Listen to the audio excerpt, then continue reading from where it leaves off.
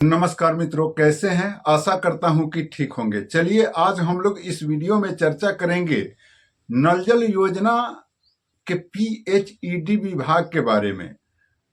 PHED विभाग अभी नल जल योजना में क्या कार्य कर रही है और अनुरक्षकों का जो पेमेंट बकाया है, अनुरक्षक जो लगातार जुलाई महीने से काम कर रहे हैं पीएचईडी विभाग के अंदर में, और उसमें जो पेमेंट करना है वो पेमेंट का प्रक्रिया आखिर क्या चल रहा है, क्या बात है, और वह पेमेंट जो है वार्ड सदस्यों को होगा या अनुरक्षक को होगा, इन्हीं के संबंध में हम लोग इस वीडियो में विस्तार से चर्चा करेंगे।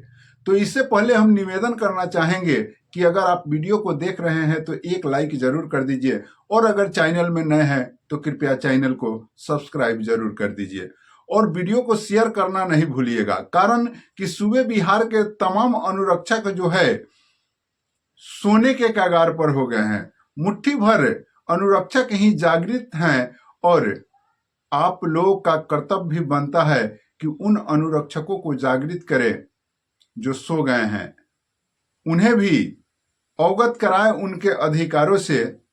और मात्र यह काम आप इस वीडियो को शेयर करके पूरा कर सकते हैं। तो चलिए हम लोग इस बात पर चर्चा करते हैं।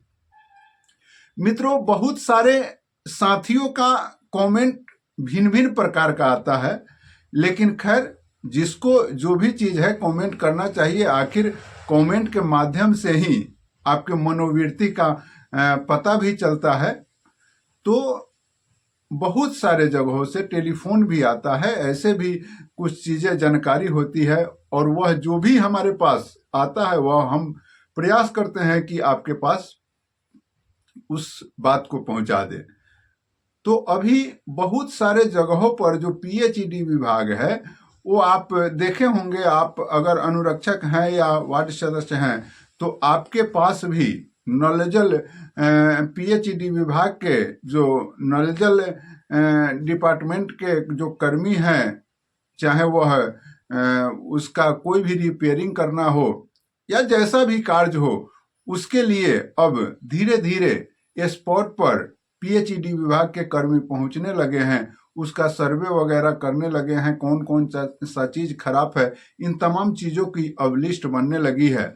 लेकिन सवाल है कि वह तो विभागीय कार्य होना है, हो ही रहा है, लेकिन जो अनुरक्षक कार्य कर रहे हैं उनका पेमेंट तो जुलाई महीने से पेमेंट करना था पीएचईडी विभाग को। जुलाई महीने से अगर आप जोड़ते हैं तो जुलाई, अगस्त, सितंबर, अक्टूबर, नवंबर, दिसंबर, जनवरी, फरवरी, 8 महीना दिन हो गया, और 8 महीना दिन से अभी तक पेमेंट नल जल अनुरक्षक को नहीं मिला है पीएचईडी विभाग में। पंचायती राज विभाग का जो बकाया है सो तो बात छोड़िए, लेकिन पीएचईडी विभाग का भी 8 महीना का बाकी है और अभी तक पेमेंट नहीं हो पा रहा है। और इसके लिए जगह जगह, जिला जिला में अलग अलग रूटीनें, अलग अलग नियम हम लोग को देखने के लिए मिल रहा है। जैसे हम एक पिछले दफा वीडियो बनाए थे जिसमें आपको सिवान जिले का एक लेटर प्रस्तुत करके हम आपको बतलाए थे कि वहाँ जो है, जो पीएचईडी विभाग के अधिकारी हैं वो पंचायती राज विभाग से अनुरक्षक का खाता वगैरह, ये तमाम चीज, खाता, आधार कार्ड, पैन कार्ड वगैरह वगैरह, जो भी जिस चीज से अनुरक्षक का पेमेंट हो सके, अनुरक्षक का लिस्ट मुहैया कराने के लिए एक लेटर लिखा गया था। और आपको हम बतला दें कि वैशाली जिला से जो रिपोर्टें निकल करके लगातार आई है, उसमें जो है वहाँ के कुछ प्रखंडों में अनुरक्षकों का डाटा तैयार किया गया है। तो अब विनम्बना देखिए, जो हमको टेलीफोन पर बातें हुई है उस हिसाब से हम आपको बतला रहे हैं कि वार्ड सदस्य का भी डाटा तैयार किया जा रहा है अनुरक्षक के लिए, और जो अनुरक्षक कार्य कर रहे हैं उनका भी डाटा तैयार किया जा रहा है और विभाग को भेजा जा रहा है। अब सवाल उठता है कि दोनों लोगों का, जैसे वार्ड सदस्य हो या अनुरक्षक हो, इन दोनों का ही डाटा तैयार हो रहा है और विभाग को भेजा जा रहा है। तो अब यह सवाल उठता है कि जब पेमेंट के लिए डाटा मंगाया जा रहा है तो दोनों का डाटा मंगाने का कोई मतलब नहीं बनता है। अगर दोनों का डाटा मंगाया जा रहा है तो आखिर पेमेंट किसको होगा? चयनित अनुरक्षक का होगा या वार्ड सदस्य का होगा? ऐसे जो पंचायती राज विभाग का जो आदेश था या जो उनके साथ डील था पीएचईडी विभाग के साथ, तो पंचायती राज विभाग का कहना था कि भाई हम 29-35 के लेटर से वार्ड सदस्य को अनुरक्षक मानते हैं और वार्ड सदस्य को ही आपको भी मानना है, ऐसा उन लोगों का डील है। तो अब सवाल बनता है कि जब ऐसा डील है तो किस नियम और किस चिट्ठी से पीएचईडी विभाग चयनित अनुरक्षक का लिस्ट बना रहा है? तो अगर चयनित अनुरक्षक का लिस्ट बना रहा है तो फिर वार्ड सदस्यों का लिस्ट बनाने का क्या जरूरत है? तो आप समझिए, थोड़ा सा इसमें क्रिटिकली पॉइंट है। पीएचईडी विभाग को यह लग रहा है कि जब वह स्पॉट पर जा रहा है, उसका गणना मनना किया जा रहा है, तो पीएचईडी विभाग यह देख पा रही है कि बहुतेरों जगहों पर जो है या तो भूमिदाता नल जल चला रहा है या नहीं तो चयनित अनुरक्षक नल जल चला रहा है। बहुत कम, यानी कि 2% जगह होगा जहां जो है वार्ड सदस्य नल जल चला रहे हैं। तो ऐसे परिस्थिति में पीएचईडी के पास समस्या उत्पन्न हुआ और पीएचईडी विभाग से निर्देश मांगा और विभाग मौखिक रूप से ही कहा होगा, ये हम लीगली बात नहीं बोल रहे हैं, ऐसे अनुभव का बात हम बोल रहे हैं कि पीएचईडी विभाग के अधिकारी मौखिक रूप से ही बोले होंगे कि भाई आप दोनों का डाटाबेस तैयार कराइए, जैसा भी निर्देश निकल करके आएगा वैसा कार्य किया जाएगा। तो अब सवाल है कि किसी न किसी एक व्यक्ति को तो ठगी का शिकार होना पड़ेगा, चाहे वह अनुरक्षक हो या वार्ड सदस्य हो। और बहुत ऐसा भी आप महसूस कर सकते हैं कि अगर अनुरक्षकों को एक बैग छांट दिया जाए तो एक विद्रोह उत्पन्न होगा और उस विद्रोह को नहीं चाहती है कि पीएचईडी वह विद्रोह उत्पन्न हो। और ऐसे ही कुछ समय तक, आप समझिए 8 महीनों तक लगातार आपसे काम करा लिया गया, अभी तक पेमेंट की कोई बात नहीं है, डाटाबेस ही तैयार हो रहा है, अभी लिस्ट ही तैयार हो रहा है।